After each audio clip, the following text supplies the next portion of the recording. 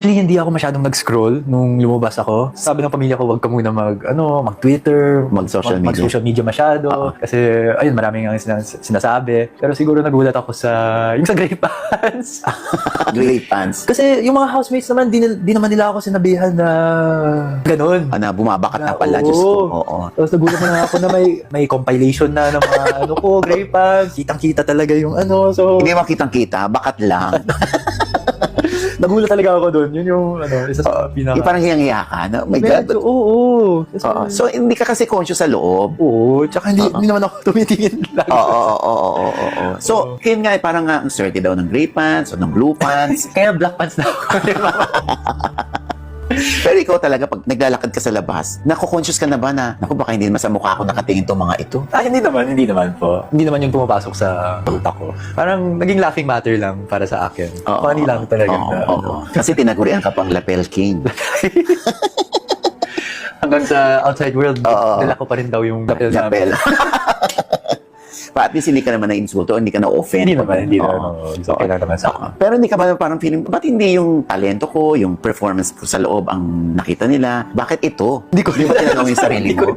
Never ko tinanong yung sarili ko. Pero at least yung iba rin naman, nanonotice rin naman nila yung personality. At least yung personality ko rin, how I dealt with the mga people inside, yung mga tasks. At least nanonotice rin yun. Hindi lang yung Grey Pants. Hindi lang yung Grey Pants. Katulad nito, Star Magic Games. Yes, Na-conscious ka ba nun? Hindi. Siyempre, naka-basketball shorts ka. Although meron ka namang cycling sa loob. May na ako. 3 layers na ata yun. Nagulat na lang ako pagkatapos ng games. Nakita ko Meron na. may lapel ulit sa basketball sa basketball game. Hoy, sa totoo lang dapat mo-proud ka sa sarili mo dahil hindi lahat ng artista merong ganyan. Pero hindi, siguro magmamarka na yan sa utak ng mga tao na minsan kang nagbitbit ng lapel sa labas.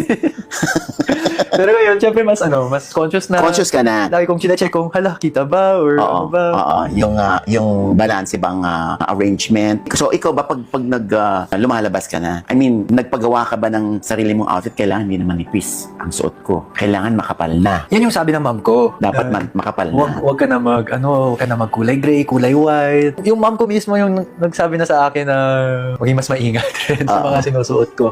Tignan mo yan, pati sa GMA Gala 2025. Parang feeling ko, nung rumarampa ka doon, nanonood kasi, ayan na, na-conscious sa si River. Nakaganan na.